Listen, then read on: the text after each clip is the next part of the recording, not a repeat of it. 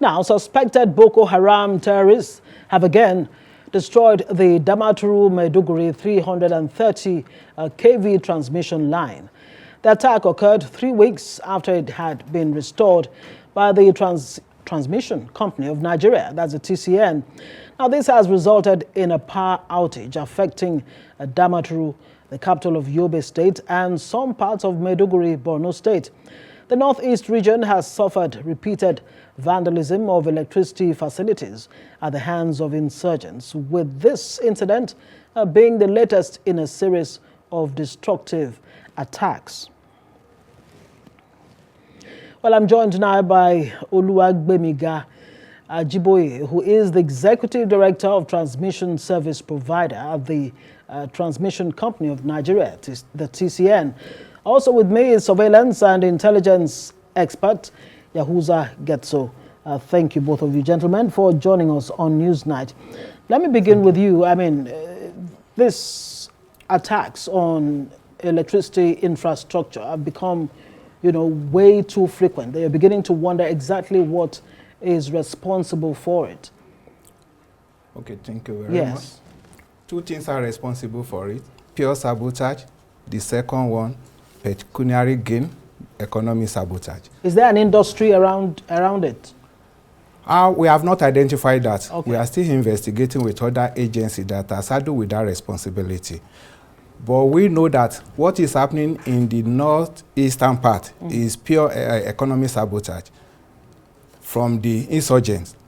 I think because of the situation of things, they are targeting it as soft target this time around because they are losing grip. So, but in the other part of the country where we are experiencing it, the act of vandalism is to scavenge the metals of those towers to resell. Right. And that is what we see in the south that is happening now. And that's why I ask if there's an industry around it. And we have not been able to pinpoint whether but we in are the case suspecting. of the northeast or in other parts of the country. No, the northeast have told you. Right. They don't take anything when they damage them. It's only people that scavenge that always come later to pick them. But in the other area, they go for the tower member, dismantling them that normally lead to the collapse. So there are two different scenarios in two different regions. All right, we'll explore that even further in the course of our conversation, hopefully. Yahuza Getso, I mean, so you understand these tactics. From your perspective, what do you think is the motive behind these attacks on public infrastructure, especially electricity? I think the motive is the fact that the insurgents, or rather the terrorists there, the combined issue of Boko Haram and their allies, who are the more of the regional from the Lake Chad Basin, are trying to kind of portray to the international community that, yes, the effort of the government to fight the insurgency is succeeding. So they are being pushed to change the strategy. They were chasing, kind of conducting attack in mosques, in churches, and other places. Right. But because of the efforts being made by the military and other security agencies in the collaborative partnership and in ensuring that they are pushed, so they have now been segregated, and now they are taking a new step so they can distract the attention of the government from providing the security and stimulating the intelligence ability of the military to facilitate and fast track their movements, which made it very necessary for each and everyone in the country to make a clarion call.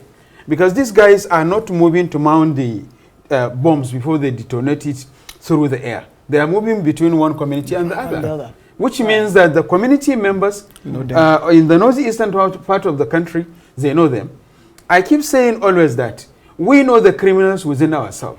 They are part of us. So what efforts, while government is doing its own, trying to saddle its own, to take its own responsibility, how have we been able to provide intelligence? How have we been able to provide information? How have we been able to be a patriotic citizens that could have human surveillance stimulants. Now, that seems to be what is missing, this patriotism on the part of the communities. It could be that, or on the other hand, they don't really have confidence to approach the security, apparatus to provide information that can lead to intel. Well, I think how do you now get these communities I think to be more vigilant? There are 3 strategies to be adopted here. Right. 1, I and many other independent surveillance, independent researchers, we have been sending our numbers around, our phone numbers around, that if you have any information, you can send an SMS. That is 1. Secondly, the security operatives, the security agencies, both military and all the joint task force, in each and every region and in each and every state, the police, the military, the Air Force, the Army, the DSS, each and every one of them, they have been publicizing phone numbers in case of distress, in case of any information. So there is a simple way. If you cannot send it to Dr. Getso, you can send it to the police, and you can have it as a record. Right. But I challenge the communities in northeastern part of the country as being part of those who are facilitating the process for their inability to provide information to the intelligence personnel. Because if they don't have information, they cannot do anything. Even though, if you go around, you always see the surveillance helicopters moving around. Probably there may be unscrupulous element also among the security agencies within the system. So, and there is also political influx, and there is political influence. Probably the traders, armed traders, and other business owners who really want to fast track and ensure that their business move around in terms of trading of arms, ammunition, and explosive device around the belt of Cameroon, Chad, and the neighborhood of Nigeria are likely conniving, and probably there may be bilateral and multilateral collaboration and partnership between the criminals in Chad, criminals in Cameroon, and the criminals in the belt of Lake Chad.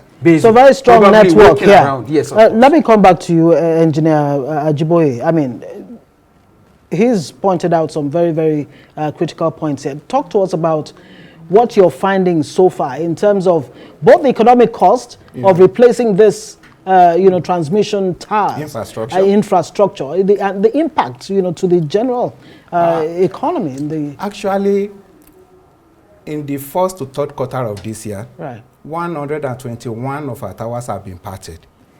121 towers. As of today. Wow.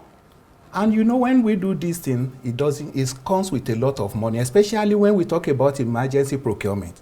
If it's a project you plan for, you do budgeting for, you import, it's a different case. The cost will be a bit low. But when you are sourcing on emergency basis, it's so enormous for us. And the meaning is this.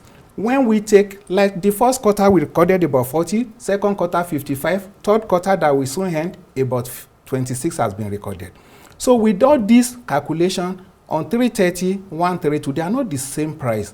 So let me just give you a breakdown, a rough breakdown of what we have expended on the few that happened less than, let me put it, 30 days ago. We have expended over 7-point-something billion naira in bringing them back, and they are still bringing them down. And while you're fixing them, they're still destroying them. Like the one that happened, they just enjoy light for about 29 days.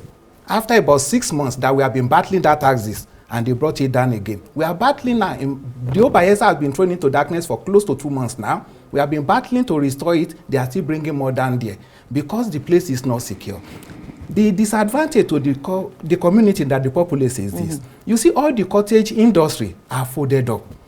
The more people are thrown into unemployment market, and the more people that are hired, the more problem we have.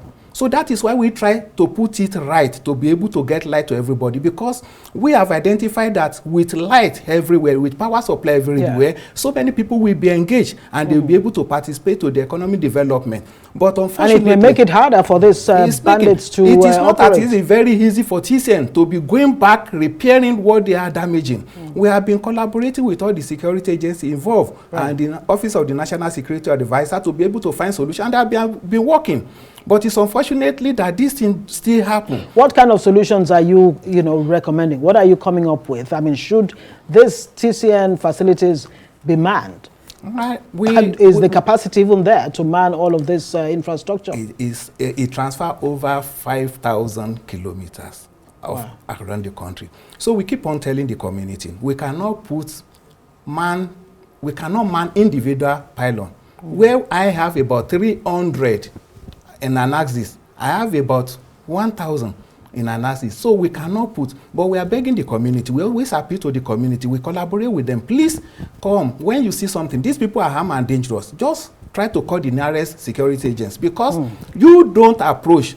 Don't try to go close to them. When you see it, you can quickly call our attention. We keep giving number to the people in all the community, trying to hold meeting with them. And the civil defense have been helping us. The police have been helping. The soldiers have been helping. But you know, in isolated cases, just 1 tower brought out of 300 or 400, we render the whole, you will think as if nothing has happened, but it will render the whole environment unavailable power supply. Mr. Getso, beyond pleading with these communities, beyond, you know, asking them to please, if you see something, say something, what kind of incentives, you know, should they be given for them to understand that, look, it amounts to cutting your nose to spite your face if you cooperate with these, you know, bandits?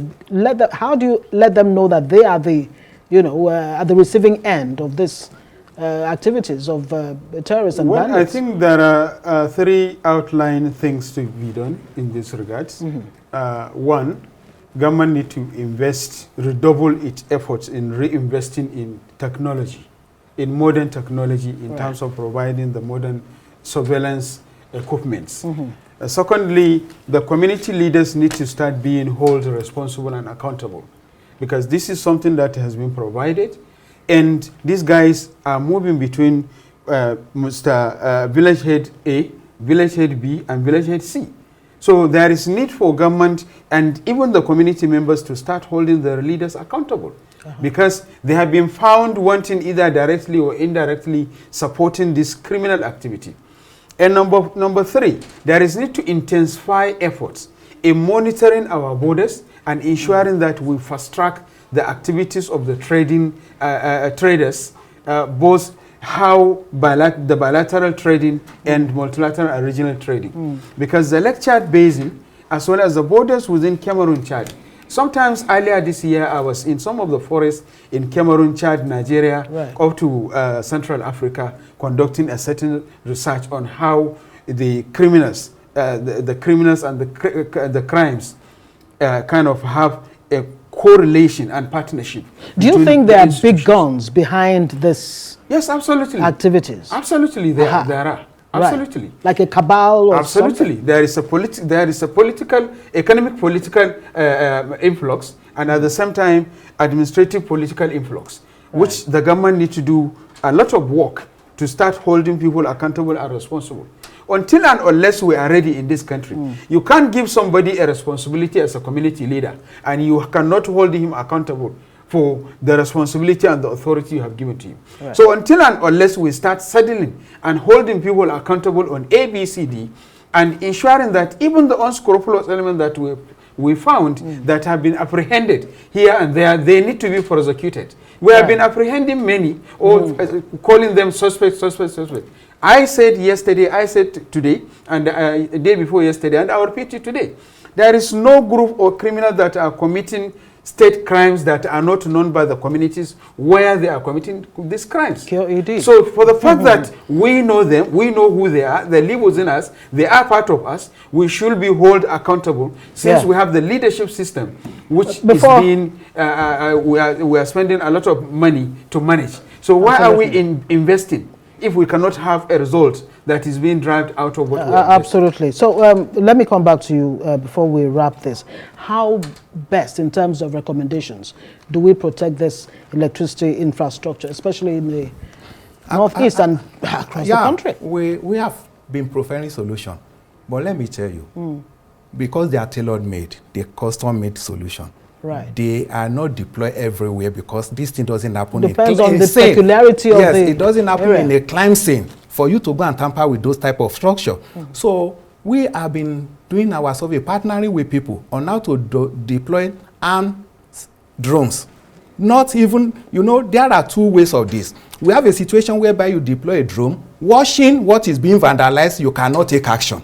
That is not the type that is required for us at this moment now. Okay. The one that we can take action, either with technology, to either cut them down, demobilize, yeah, whatever they bring there. Yeah. So we are looking at a function of that nature, and that is what is being in the pipeline now we have been discussing.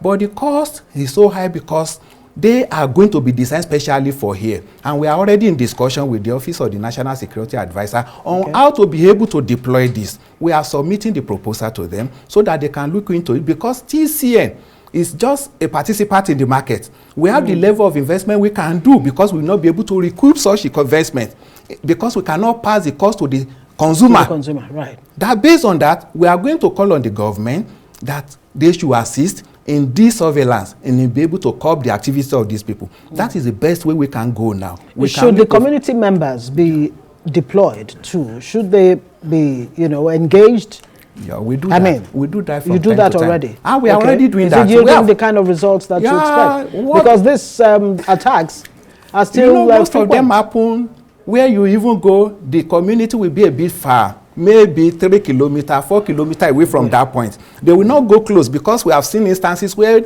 they apprehend them for us or call us that they see strange movement. We quickly call the security agents, they deploy them around that route and be able to deter them and send them packing. Right. So in situation like that, but where this attack came from now, they move away from where it has been happening, and they went at the back to do the detonation in the midnight around 1:44 a.m. on Sunday morning.